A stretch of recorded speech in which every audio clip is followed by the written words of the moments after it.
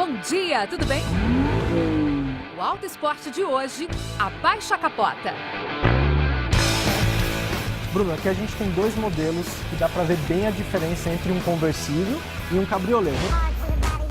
Elétricos empolgantes e a inteligência artificial. A gente está na contramão. Ele está dizendo que o carro parou sozinho, ele acelera e o carro não vai. Muitas vezes o problema já aparece só olhando. Olha o amortecedor, tá vazando. Veja por que recondicionar amortecedor significa colocar a vida em risco.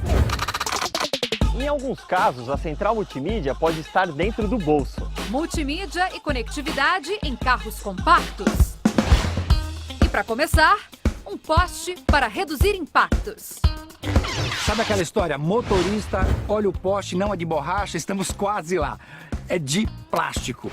Plástico e fibra de vidro, substituindo os tradicionais metal, madeira e concreto.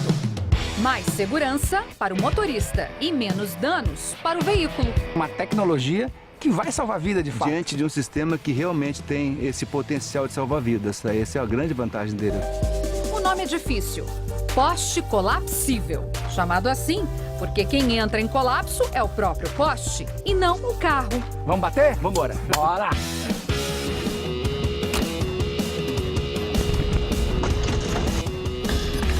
Estava a 30 km por hora. Após o impacto, a velocidade caiu para 24,6, uma desaceleração de apenas 5,4 km por hora. Em caso de postes de aço, a desaceleração é bem mais brusca. O carro para e o motorista sente mais o impacto, podendo até se ferir.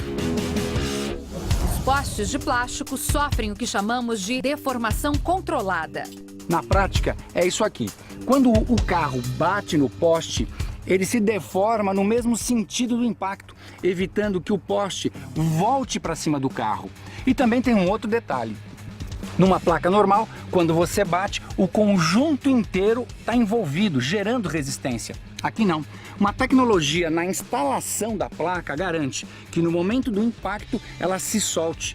Dessa forma, a resistência do impacto chega a diminuir algo em torno de 50%. E a gente tem em torno de uns 200 mil postes instalados no país. O futuro seria todos os postes serem assim, não é isso? Grande parte deles ou todos. O valor dos postes de plástico para uma placa grande como esta vai de 2 a 4 mil reais. Os postes de aço para a mesma placa custam em média 300 reais. Porém, em alguns pontos de rodovias, os postes de aço precisam também de aparatos de segurança, como defensa metálica e amortecedores de impacto. Nesse caso, o preço pode subir para mais de 15 mil reais.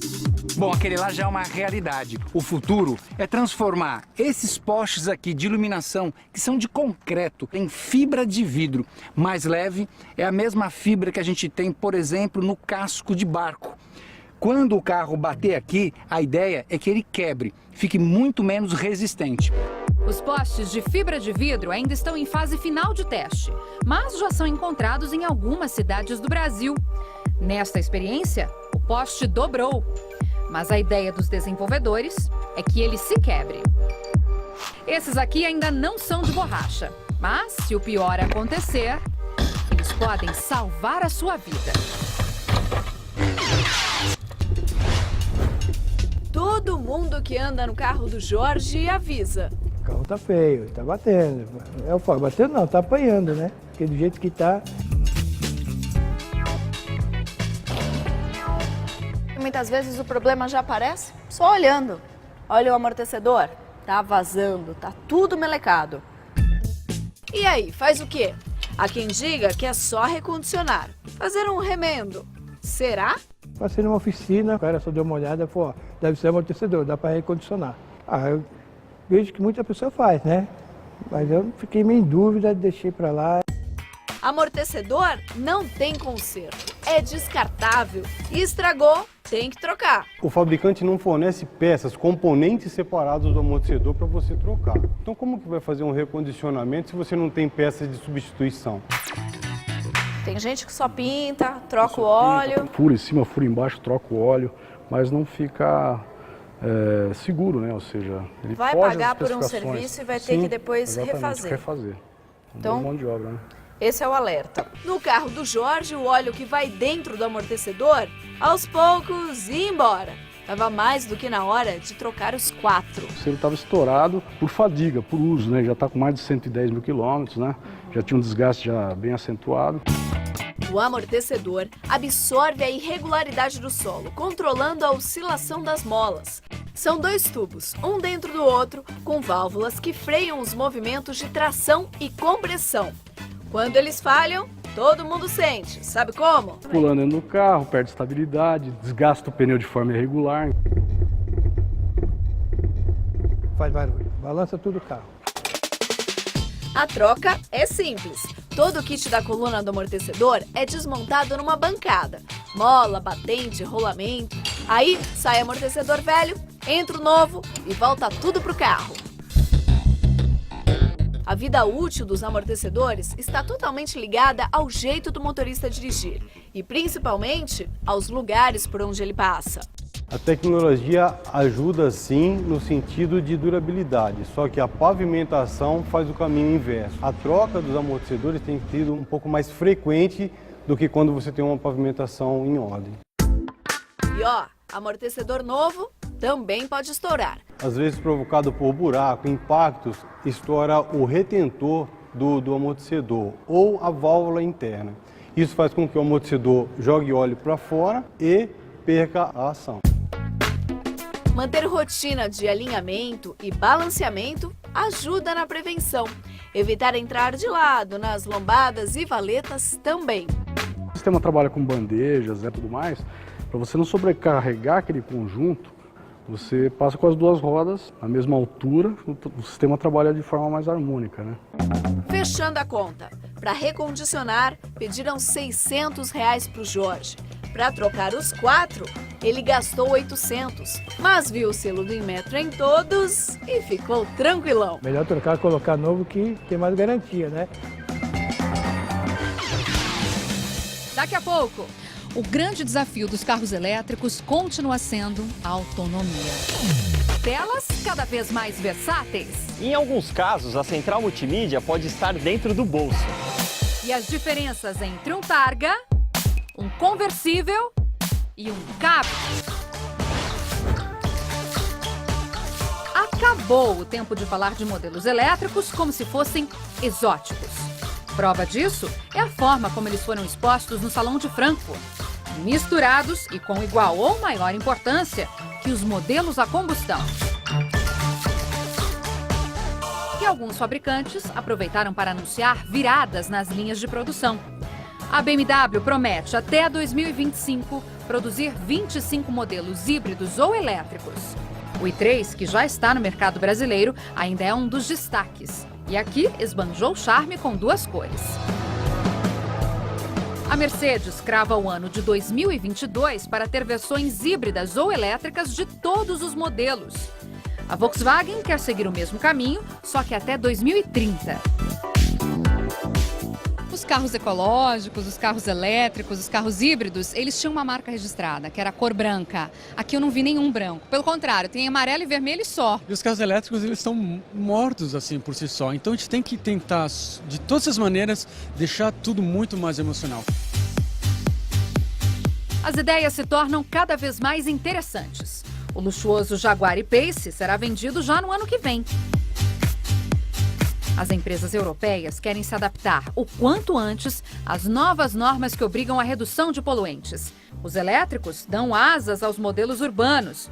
O Smart Fortwo ganhou aplausos. E bem que poderia agradecer com esse sistema de comunicação na frente do carro. Aliás, está aí um conceito que deve pegar. A Honda seguiu o mesmo caminho, só apostando num desenho mais quadrado. Já esse crossover chamou a atenção pelo entre-eixos generoso. O Way é produto de uma fabricante chinesa, Chevy, e ele tem 2 motores elétricos. Chega aos 160 km por hora, com autonomia de até 530 km. O Salão de Frankfurt está cheio de modelos surpreendentes, como esse aqui, que é o Thunder Power, de uma fabricante de Hong Kong. Ele tem a maior autonomia do Salão do Automóvel de Frankfurt. São 650 quilômetros. E isso graças à plataforma modular, que é essa base estrutural aqui, ó, onde os carros novos são montados. Pelo fato de o fundo ser reto, dá para instalar mais baterias. Nesse caso, elas estão acomodadas por toda a extensão do carro.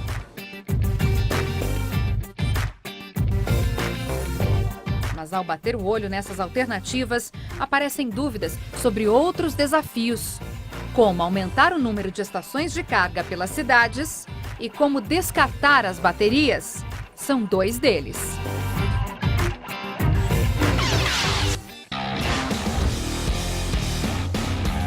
Quatro provas para o fim da temporada. 3 pilotos e 3 marcas na ponta, lutando pelo título.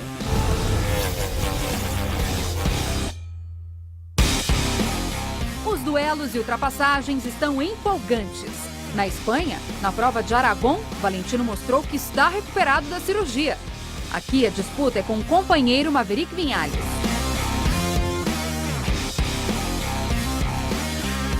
Nessa outra, a briga é com o líder do campeonato, Marc Marquez, que está com a corda toda.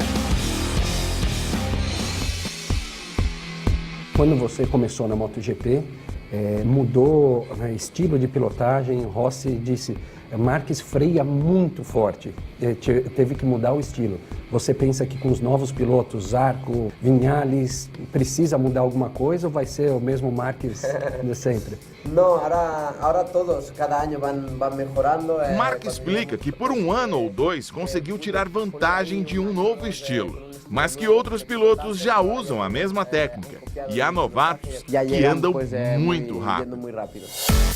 Por falar em rapidez, destaque para Johann Zarco, que é estreante e está em 6º lugar na classificação. Isso significa também que as equipes se ajustaram com os módulos eletrônicos. Aonde a eletrônica atua?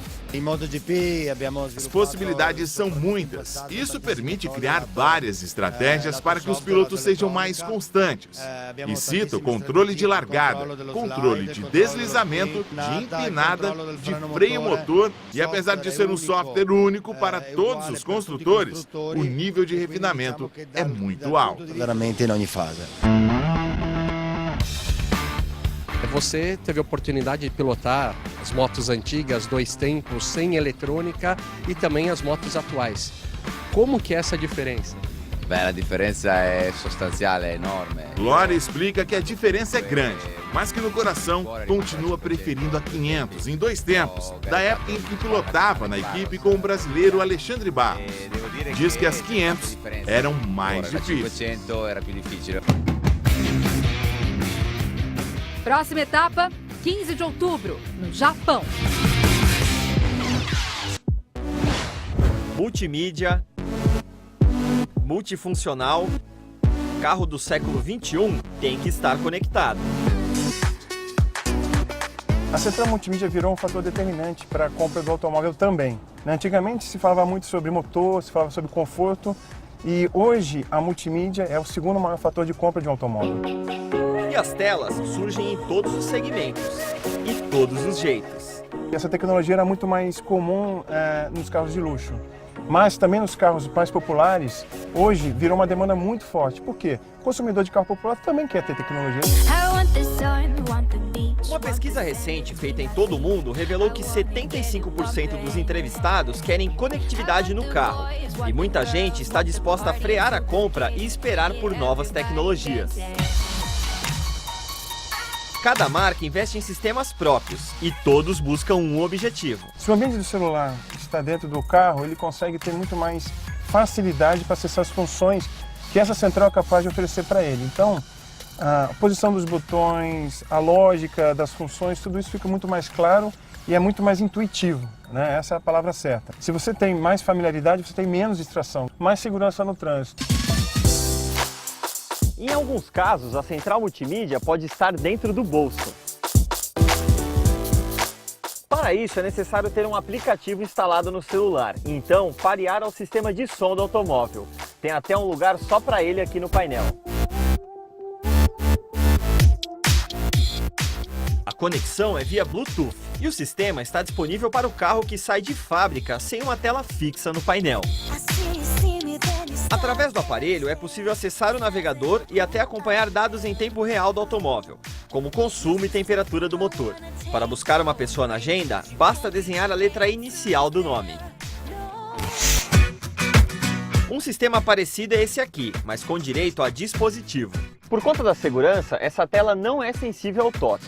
Todos os comandos da central multimídia é feito aqui no console, através desses botões e também desse mousepad. Com a ponta dos meus dedos, eu posso escrever um destino de navegação. E é bom acompanhar essas mudanças, porque conectividade hoje valoriza até o seminovo. O Auto Esporte volta já. Ele virou a cabeça e o carro desacelerou, ao ponto de quase parar. Novas experiências com autônomos. E os tipos de conversíveis. Sobra estilo e muita esportividade. 3 famílias de carros para quem gosta de vento. Ele tem essa sensação de liberdade. Você se sente realmente em conexão com o mundo lá fora, né? Realmente com a natureza. O que muda aqui é o jeito de usar a capota. Bruno, aqui a gente tem 2 modelos que dá para ver bem a diferença entre um conversível e um cabriolé. Muita gente acha que pensou que carro é conversível, basta não ter o teto ou a capota diferente. Você vai entender a distinção dos 2 modelos quando você olha na parte traseira. O New Beetle é cabriolé, porque a capota fica aparente mesmo quando já está recolhida. Um detalhe que requer cuidados. Então, ela tem um sistema de trava, tanto que quando você abaixa a capota, ela apita se você não travar certinho. Para o carro não sair andando e você não abaixar, não pegar pressão e não voar no carro de trás. É mais para curtir um domingo, digamos assim, né? Um pouquinho devagar, sentir a brisa. O Mini Cooper Cabrio é outro exemplo. Capota abaixada e o carro mantém o comportamento da versão fechada ao volante. Mas olha como a capota ocupa um bom espaço no retrovisor. Eu consigo ver ainda, mas atrapalha um pouco a minha visão e ele fica meio jogado ali. Não é um carro para eu entrar com altas velocidades desse modo. Os famosos conversíveis são chamados assim porque possuem capota removível ou ficam com ela totalmente escondida. É o caso do BMW 320.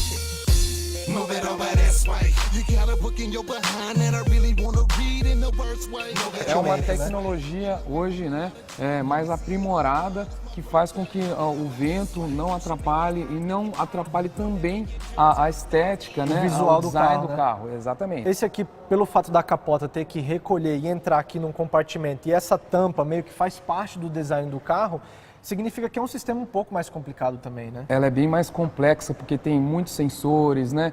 Tem articulações a mais. Sim. Então a capota ela recolhe de diversas maneiras para ela acomodar certinho, sem aparecer nada, né? E ficar esse bem clean. Até porque o carro fica um pouco mais caro também por esse sistema, né? Fica mais caro por ser bem mais complexo. Agora o Targa. Os modelos dessa família são identificados por manter o vidro traseiro mesmo quando estão sem a capota. O Porsche Targa 1967 foi o primogênito e deu nome à classe que segue fazendo sucesso e com cada vez mais detalhes. O Targa é um modelo que era muito desejado na época de 70 e 80. Ele perde rigidez no chassi. Para ganhar de volta, eles colocaram reforços na lateral da estrutura do carro e esse vidro aqui também funciona como reforço da carroceria. Apesar de ser pesadinho, sobra estilo e muita esportividade.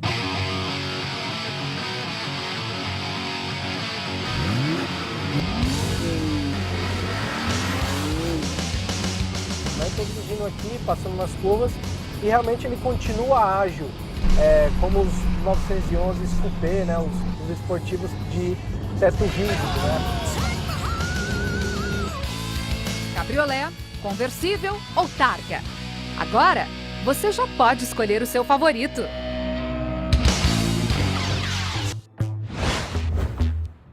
A Rinspeed levou para o Salão de Frankfurt mais uma das suas invenções. A empresa suíça é conhecida por seus projetos radicais. O Oasis é um carro hiperconectado. Para começar, ele pode ir até você.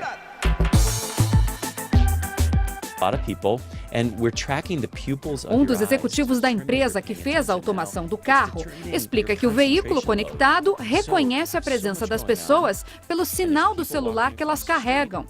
Assim, o Oasis identifica, por exemplo, se tem gente para atravessar a rua ou se um ciclista está por perto. A conectividade não é irrestrita. A inteligência artificial define até se o momento é adequado ou não para atender uma ligação telefônica. E se recusar, logo que possível, pergunta aos ocupantes do veículo se a pessoa deseja que retorne o telefonema.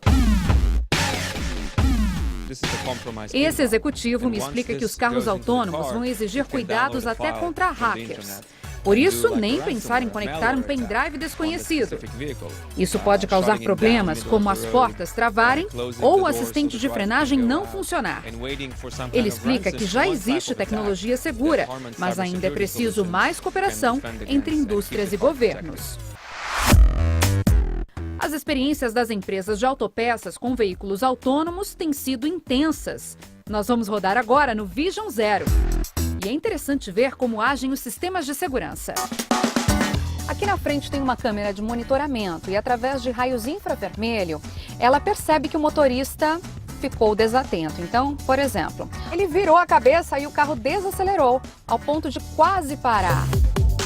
Ele acabou de ativar um sistema que o carro, mesmo andando reto, ele dá uma viradinha assim, um pouquinho para a direita, um pouquinho para a esquerda.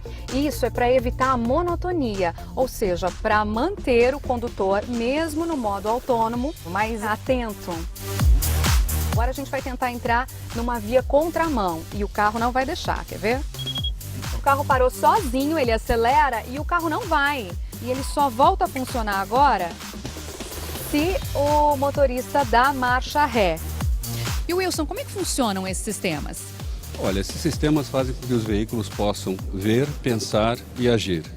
Ver através dos radares e dos sensores, o pensar através de um cérebro, vamos dizer assim, artificial, que substitui o cérebro humano, e agir através de sistemas mecânicos inteligentes, que possam realmente tornar todas as definições que o cérebro tomar em ações.